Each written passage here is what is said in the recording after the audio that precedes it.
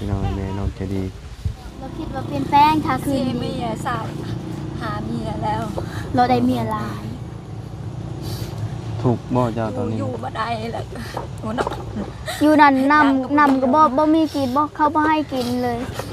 อยู่พุ่นน่ะบ่มีฮอดน้ำสิกิน เพื่อนบ้านข้าวก็มาให้กินมันครับมันไปรับจากก็มาให้บดซุปจะบ่า ถูกยามาเลย เอื้อยจนถูกจักให้เลี้ยงลูกไปได้อยู่ หน้าสาวเราก็ยังอดเราคิดว่าสิเปลี่ยนแปลงถ้าสิกลับมาบ่คิดเลยว่าสิยังนิสัยยังคือเก่าหั่นน่ะบ่เปลี่ยน มี แปลง เป็น เลย 4-5 คน ญาติเพิ่นตีบ่ โดยอยู่มาหลายแล้ว เออ น้องเป็น โอเคมาเป็นน้องเฮ็ดใจ อืม เวรใจทุกเมื่ออยู่ญาติมันตี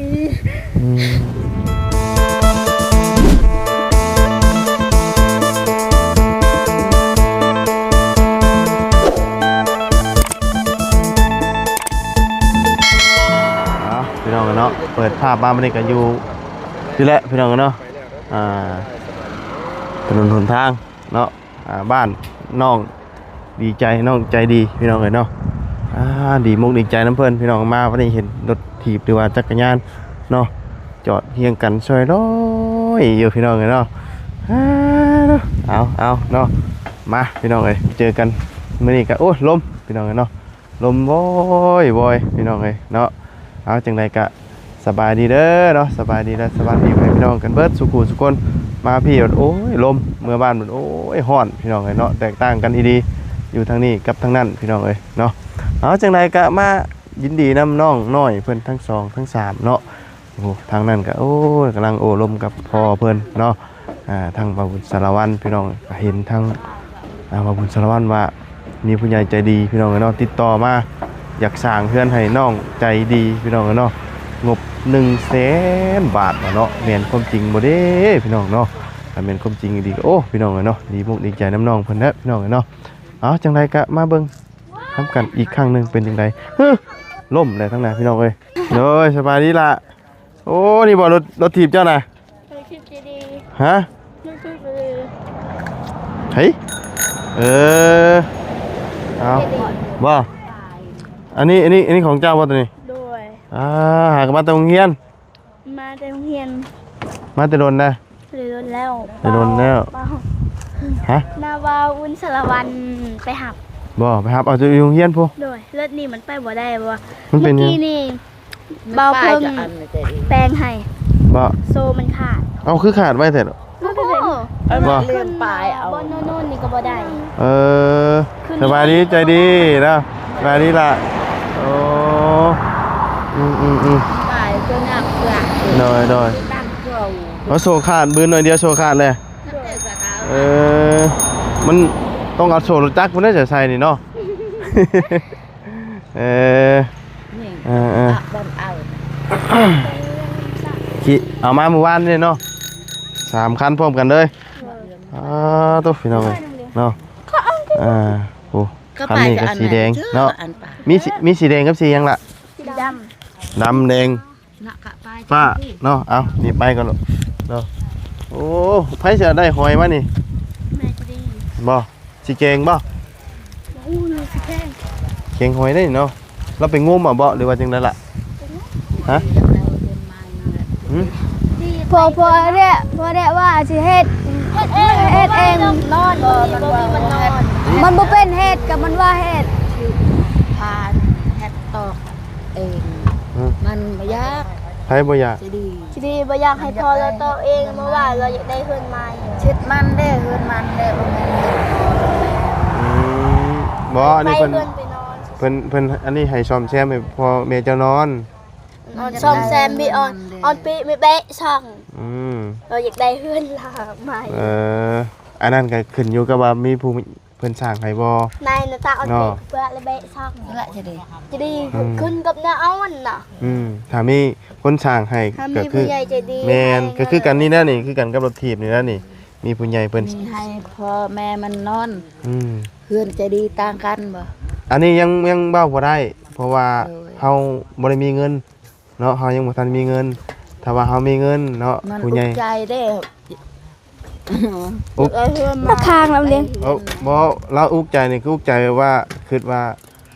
เพิ่นสิสร้างให้อยู่ร่วมกันกับพ่อกับแม่ แม่น อ๋อคือ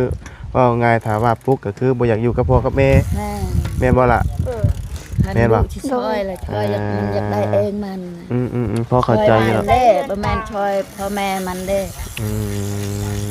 พ่อแม่มันก็ปะแต่ห้องแล้วอยู่กับเฮานี่ เจ้าน่ะเป็นตู้ บ่มีเฮือนสินอนโรงงาน อยากได้ 2คนเฮานี่บ่มีเฮือนนอน น้อย มันเอง ระยะแต่กะ ว่าไงถ้าว่ามี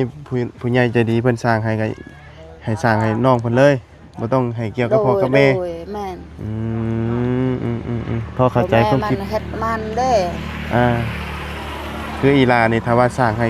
อยู่กับพ่อกับแม่นี่บ่อยู่แล้วเพ บ่ ราะว่า อยู่กับเฮานี่ เพราะว่าถามน้องเพิ่นนั่นก็ว่าบ่อยากอยู่เนาะ แม่ เป็นหยังล่ะจังบ่อยากอยู่ฮะ เราได้นับเด้อกันโรมน้อง แต่ แต่ ปะแล้วแม่อยู่ไปเอาผัว แม่เราไปเอากลับไปเอาคืนครัวเราก็เลยบ่อยากให้นพ่อนแม่ก็อยากอยู่เฮือนต่างกัน น้อยก็เลยอยากอยู่กันต่างเลย แม่ อยากอยู่กับพ่อกับแม่เลย นี่มันสนใจว่าถ้าเฮือนนี่พ่อมันตอกเองเดี๋ยวมันตกใจแล้ว บ่ใกล้ ไอ้ น้อย เอง คำมีเนาะ เลยคิดมันเลย คืออันนี้น่ะเพิ่นถ้าว่าเพิ่นมีเงินซื้อผ้ากระจาดมาเพิ่นก็สิให้พ่อเจ้าซ่อมแซมพอได้อยู่เนาะแต่ว่าความตั้งใจของผู้ใหญ่เนาะที่ว่าเพิ่นอยากสร้างให้เพิ่นก็อยากสร้างให้จุเจ้านี่แหละแต่ว่ามันบ่มีเงินตอนนี้น่ะเนาะเงินยังบ่ได้มีทางไหนก็ท่านได้มี เราเอาบ่ไกลจ้า ก็แล้วแต่บุญวาสนาเนาะ น่าบ่ไกล โดย ไปนั่งอยู่เตียงกูไปมานั่งถามข่าวอยู่พี่ก่อนพี่น้องกันเนาะนี่หันมัน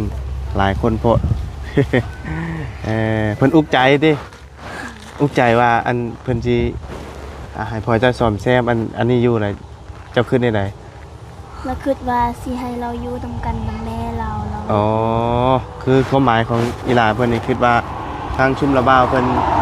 ถ้าว่าซื้อพามาขังให้แล้วใช้เรามาอยู่น้ำพ่อกับแม่สิบ่แล้วว่าถ้าว่ามีแบบว่าปุ๊กอะอยากให้ปุ๊กเป็นของเราเองอันนี้ก็ยังบ่ทันได้มีแล้วลูกเด้อเนาะยังบ่ทันได้มีมาแบบเงินคำเนาะถ้าว่ามีก็น่าจะเป็นแบบนั้นแหละพี่น้องเนาะน่าจะเป็นอันน่ะปุ๊กแบบคือน้องเพิ่นคิดนั่นแหละแต่ว่ามันบ่มีพี่น้องเนาะเป็นแบบว่าบ่อยากอยู่เลยบ่นำพ่อกับแม่นี่คำมีแต่แม่น่ะอยู่ได้บ่ โดย จุดได้ล่ะคือฝังใจคักแน่แท้ บางเทีก็มันด่าก่อยมันว่าพอเราว่าพอเราด่าเราบางทีไม่ว่าพอเราไม่ได้แพ้เราดิเราใหญ่มากับแม่เราก็ไม่เท่าบางเทีมันขอเงินบางเทีก็ค่อยๆให้50,000บางเทีค่อยบ่ให้มันก็ด่าเพราะสาเหตุนี้มันจะจังบ่อยากอยู่นำเลยโดยบางเทีก็มันด่ามันว่าค่อยว่าถ้ามีผัวแล้วสิบุญบันไดแล้วว่าใหญ่มาแล้วสิบุญบันไดแล้วว่าคือค่อยตอบว่าลูกจะได้บุญซำใดมันเป็นสาวแล้วอีกนั้นมันก็ด่าค่อยลูกเราผู้ใหญ่แล้วสมิหน้าสาวนะเรากินนมให้แล้วก็เตะปากเลยลูกเราใหญ่แล้วกว่าจะดีนี่เองอายุ15 16 17ปีซ้ำกุ้งเมย์นะเรากินขนาดเรากินนมไม่ซื่อลูกเรานี่เตะปากเราเลยน้อยหลายเหตุผลอยู่ที่ว่าน้องเพิ่นบ่อยากอยู่นำเนาะแต่ว่าอยู่กับแม่กับน้องนี่อยู่ได้ดิได้เนาะแต่ว่าถ้าสมมุติพี่น้องกันเนาะผู้ใหญ่เพิ่นสร้างเรือนนี่ให้เป็นเรือนครอบครัวพ่อแม่ลูกอยู่นํกันสิแต่ว่าทั้งน้องใจดีนี่คือบ่อยู่เด็ดขาดดิอยู่บ่ได้เนาะถ้าว่ามีพ่ออยู่นำนี่เนาะมือก็เฮ็ดส่วนมันนะมันบ่เฮ็ดหยังเลยมีแต่นอนแล้วคอยเอาน้องแม่เราเฮ็ดผู้เดียวมันน่ะมีแต่นอนกินเลยบ่เฮ็ดหยังเลย พอมีเงิน2 ล้านนะเขาซื้อให้โทรศัพท์เลยมันก็ว่าหอยอีก โดยจึงได้ชนะมันบอดถือกันว่าไงสั้นซะเนาะบริเลียง เฮ็ดส่วนมันก็แบ่งกัน สิดีได้โทรศัพท์แล้วเฮ็ดส่วนมัน โดย คอยเอาน้องตลอดเลย เราบ่ได้เฮ็ดหยังเลยก็อยากได้เงินซื่อ ทั้งพอเรามันบอก ๆดูด โดยเนาะก็อีหล่าบ่ต้องคิดหลายเด้อเรื่องอันว่าอันเป็นชื่อฟ้าอันมาให้ขังแล้วเจ้าสิมาอยู่นำเด้อถ้าว่ามีบุญวาสนาเนาะผู้ใหญ่เพิ่นมองเห็นผู้เจ้าเนาะเพิ่นก็สิสร้างให้ผู้เจ้าอยู่ต่างหากกันแหละเพิ่นคือสิบ่สร้างให้อยู่กับพ่อกับแม่เนาะเพราะว่าถ้าสร้างก็คือน้องเพิ่นบ่อยู่พี่น้องคือน้องเพิ่นเว้านั่นแหละเนาะบ่ถือกับพ่อเนาะบ่ถือตั้งแต่ใดมาเนาะตั้งแต่ว่ากลับเข้ามา โดย เพราะว่าตอนนั้นปะกับแม่ไปตั้งแต่ยังน้อยเนาะ โดย กลับมาก็11 ปีตอนนี้ก็ เรามี 12 เมีย2-3 คนแล้วลูกเราเป็นผู้สาวแล้ว ลูกเราหลายคนเลย โดยหลายคนแหละเนาะ โดย ได้เมียใหม่แล้วก็ปะแล้วก็มาขอคืนดีกับแม่ใจดีอีก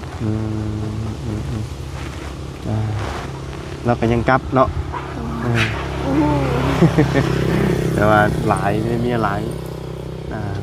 คนนะ รู้อยู่แล้วว่าเราบ่ดีแต่แม่เราก็ยังกลับ โดยทางอีลาเพิ่นก็ได้คิดร้ายตอนนี้พี่น้องเอ้ยคิดว่าทางทีมงานนี่สิให้ซื้อผ้ากระจานมาให้เราเฮ็ดเองแหละเราสิได้มาอยู่น้ำพ่อน้ำแม่มานี่นะมันบ่แม่นเนาะก็คือ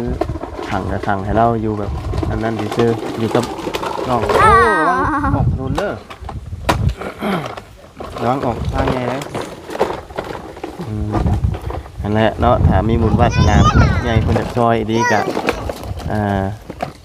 ปลุกให้อีหลานนี่แหละเนาะแต่ว่ามันยังบ่มีไผมีเงินเลยตอนนี้เนาะถ้ามีบุญวาสนาก็ได้ถ้าสมมุติว่าปลุกในฝั่งนั้นปลุกได้บ่ปลุกเพื่อนฮะได้บ่อันนี้มันไปจากตัวนี้นะ มันไม่เท่า ดินนะเบิดเลยบ่ อินผู้ซื้อหมดแล้ว เขาซื้อมาแล้ว เพิ่น นี่เขาซื้อแล้วแต่เขาเฮ็ดซื่อๆแล้วก็ เพิ่นซื้อบ่ได้อันนี้นะ โดย ดินอันนั้นไปเฒ่าเจ้าทางนั้นฮอดไสซะ มีไปทางนี้แหละเขาเรื่อง เอาเพื่อนมาหม่องรถนี่ก็บ่แม่นบ่หม่องรถระบายจอด ก็แม่น ฮะ มีแต่มองงอดนี่แหละ แม่นอยู่ โดย อ๋อบ่นี่ แต่ ล่ะ คำว่องนี่เนี่ย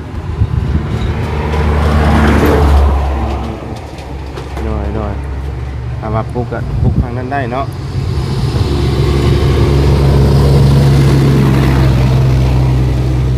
ว่าไงทั้งพ่อกับแม่เล่านี่จังไดก็สิกลับเมื่ออยู่บ้านอันอยู่เพื่อนคุณอยู่เหมือนบ่ บางเทื่อก็กลับบางเทื่อก็บ่ อยู่พุ่นกับบ่มีอีหยังสิกินบ่มีอีหยังสิหาเฮ็ดเวียกครอบครัวเราก็บ่ได้เฮ็ดหาขนาดพอหาเวียกให้เราก็บ่เฮ็ด แม่ไปเอาแคมเอาแม่ให้เอาน้องก็บ่เอาเลย แต่เอาดอก อยู่แต่เฮือนก็บ่เอา บัดเราไปเอาดอกแคมนะเงินล่ะเราบ่ได้แบ่งเราแบ่งแต่ลูกเราผู้นึงนะเมียเราบ่ได้แบ่งเลยฮะเราว่าสิพันเมียเราอีกจริงๆนี่อยู่นำกันบ่ได้เลยเราว่าสิพันเมียเราอีกจริงๆแล้วเอาผ่าพิดกัดอีกเลย จ้างว่าแต่ หัวแบบนี้โอ้ยบ่ได้เลยก็ยาเดี๋ยวฮู้แล้วมีใจมันก็ยังจับอยู่ เชียร์ได้กันก็อยู่น้ำกันกัน เราสิตีเมียแล้วเราสิพันใส่ฟ้านะฟิดกันทุกมื้อ เนาะ นั่นแหละจะดีเลยบ่อยากอยู่อะนะถามผิดกันแล้วยาสิตีจะดีอีกยานจะดีมียานจะดีห้างนั่นแหละถ้าลูกมันห้างลูกมันมีน่ะมันดีใจถ้าจะดีห้างมีน่ะบ่อิจฉาซ้ำ น้อยเนาะ พี่น้องแม่เรามานั่งให้นะเนาะกินนี่บ่เราอยากให้อยากตีกินนี่บ่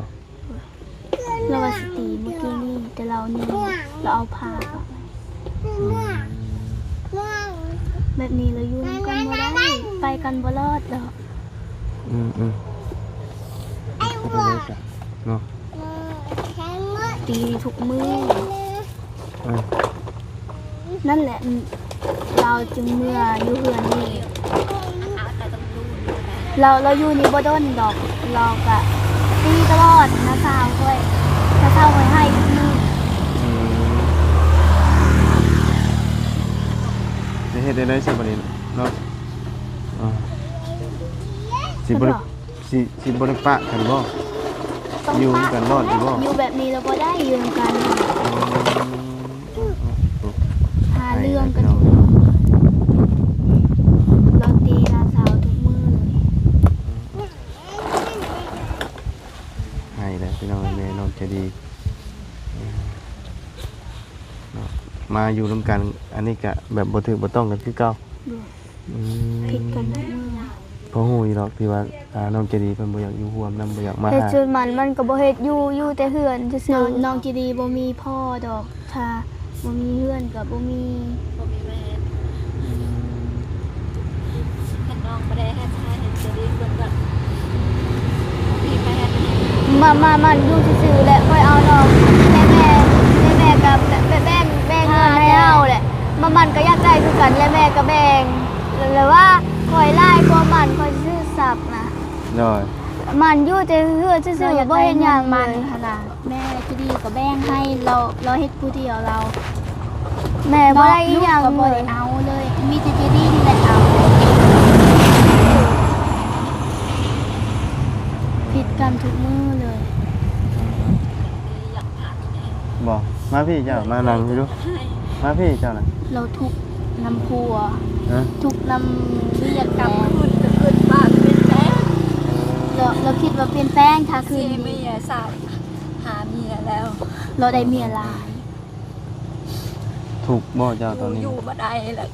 โอ้นัก อยู่นั่นนำก็บ่มีกินบ่เขาบ่ให้กินเลย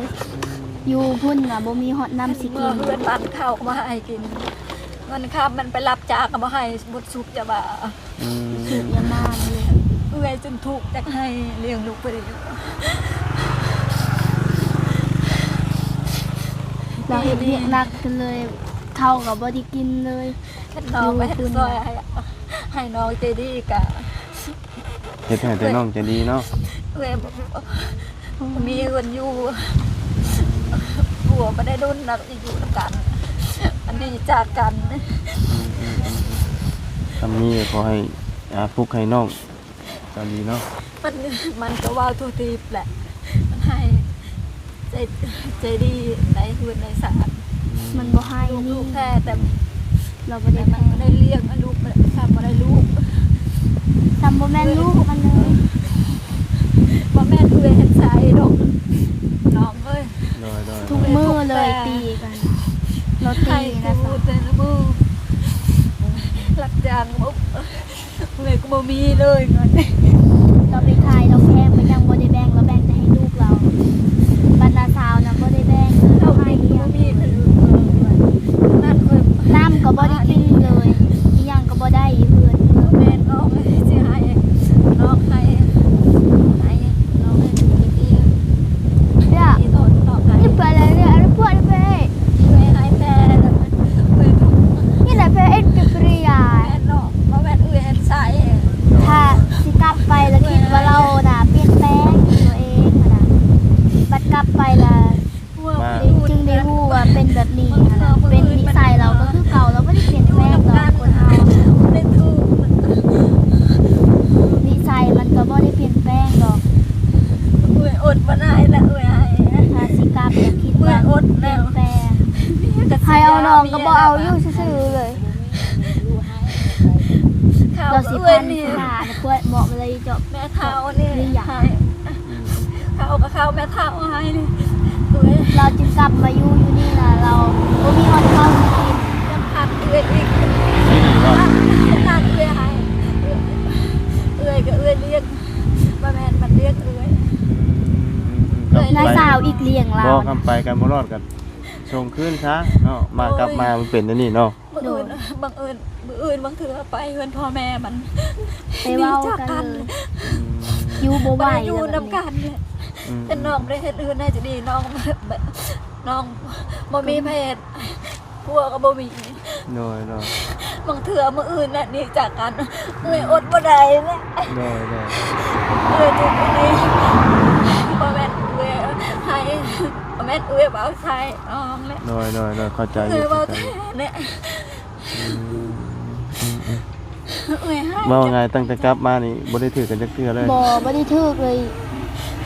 มืด เอ้ยให้ บ่ได้พิการแล้วเราน่ะตีตลอดเลยหน้าสาวเราก็ยังอดเราคิดว่าสิเปลี่ยนแปลงถ้าสิกลับมาบ่คิดเลยว่าสิยังนิสัยยังคือเก่าหั่นน่ะบ่เปลี่ยน มี แปลง เป็น เลย 4-5 คนน่ะ เมียเราก็ไล่เมียเราจึงปะเราก็เป็นแบบนี้แหละ โดยโดย ลูกจนสิใหญ่เป็นสาวแล้วก็ยังตีกัน อ๋อเป็นจังไดอีตัวนั้นอยู่เลย เอ้ย พี่น้ อ อง ยาก เอ้ แก ย งหน่อยอยากแกงหอย อืม มันได้เงินให้จะพัน อืมอืม เอ้ยหยุดเลย แกงมาได้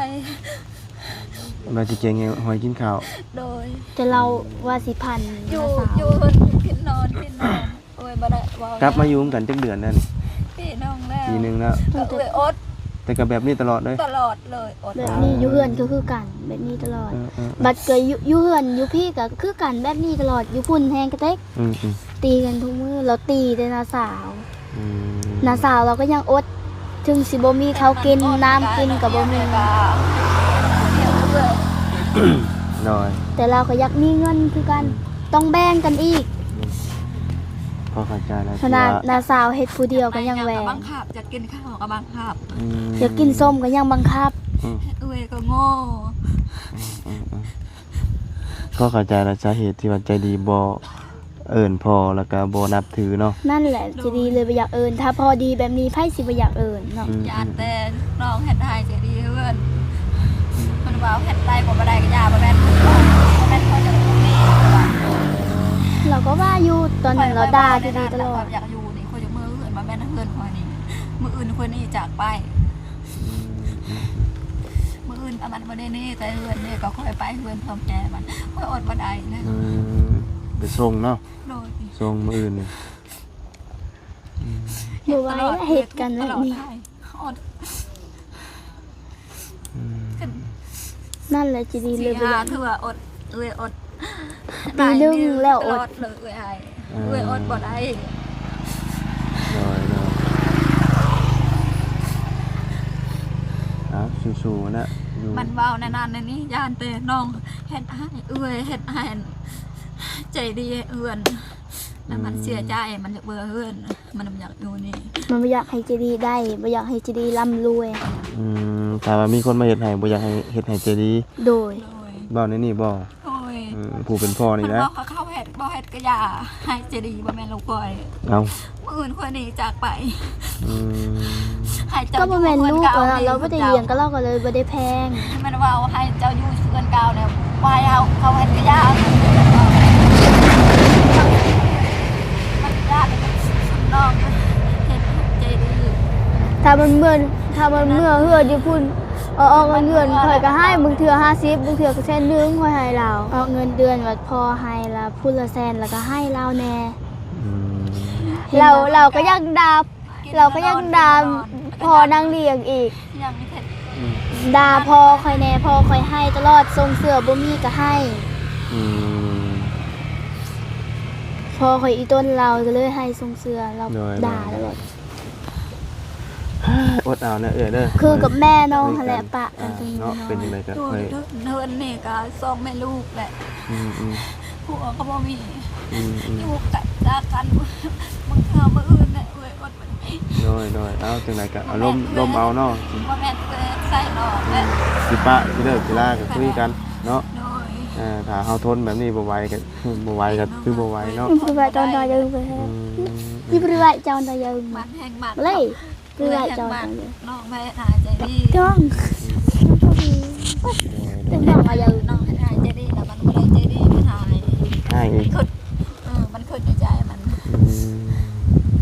อนเฮ็ดให้จีดีมันคิดว่ามันอยู่บ่ได้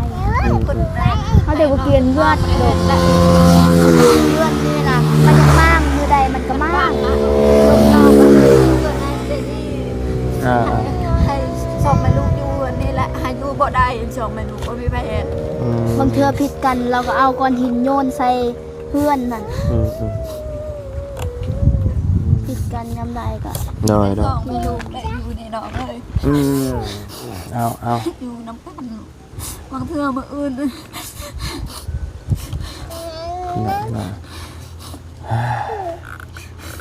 เอาเดี๋ยวจังไรเจ้าก็ไปคุยกันเอาจังไรกันเด้อ คุยกันบ่ได้ดอกตีกันตลอ แล้ว ด ก็แยกกันอยู่มื้อนี้เนาะได้จ้ะ เมื่อมันเป็นในนี่เลยพี่น้องเอ้ยเนาะเอาจ้ะพี่น้องเอ้ยมีแต่ว่าจังไรเดี๋ยวจังว่ากันใหม่แล้วลูกเนาะเดี๋ยวจะคุยกันใหม่ใจเย็นลงก่อนพี่น้องเอ้ยเนาะป้าสาวบ่าวสิไปทางอื่นก่อนเดี๋ยวจังว่ากันเนาะ น้องบ่ได้ซอยน้องใจดีก็เพื่อนบ่ได้มองอยู่ โดยโอเค มี โอ ไป เคไปจ้ะเนาะมื้ออื่นว่าจังสิมาใหม่เด้อโอเคเนาะไปสบายดีล่ะเนาะมื้อนี้อันนั้นมาขอไม้กันลูกเอาจังไดกันเดี๋ยวจังว่ากันเนาะคุยกันเด้อค่อยเว้ากันไปกันบ่รอดกันจังว่ากันเนาะเฮ็ดจังได๋จ้ะเนาะไปจ้ะโอ้ยพี่น้องเอ้ยโอ้ยรถล้างลายแท้นี่เนาะไปพี่น้องเอ้ยปึ๊บ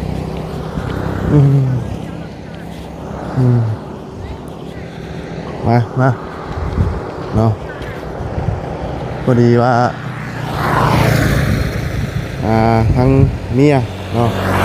ไข่ห้องอยู่พอใจดีนี่แม่นบ่นั่นแหละพี่น้องเอ้ยเนาะบ่ได้แต่ว่าแบบคนปกติพี่น้องยันบ่ดี ญาติเพิ่นตีบ่ โดยอยู่มาหลายแล้ว น้องเป็น โอเค มาเป็นน้องเฮ็ดใจเวทใจทุกเมื่ออยู่ญาติมันตี ร้อนนะนี่เนาะ นอนอยู่ในตา ต้องอุกี้คือว่ายังดีอยู่ทางไปดีอยู่ ทางป้าเราบ่ให้จีดีรวยบ่ล่ำ ย่านลูกรวยย่านลูกไล่ตามที่แม่เราตามที่น้องเรานะย่านลูกได้ลูกยันมีคือ เราบ่ได้แพงเลยจีดีนั่นแหละจีดีแพง นอนเงินบ่ได้ญาติมันตี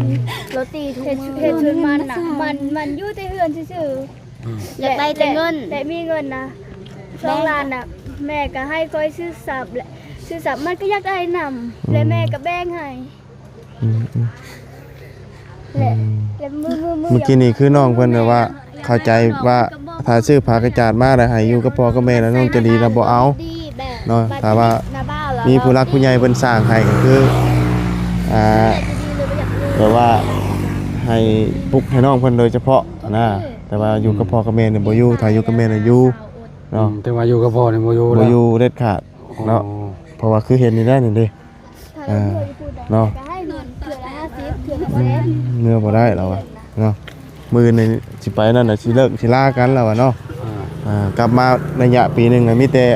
เป็นอันนี้แล้วอะเนาะ บ่ไหว้ได้มัน บ่ไหวพี่น้องเอ้ยเนาะพี่น้องเนาะเดี๋ยวจังไดก็จังค่อยว่ากันเนาะจังไดก็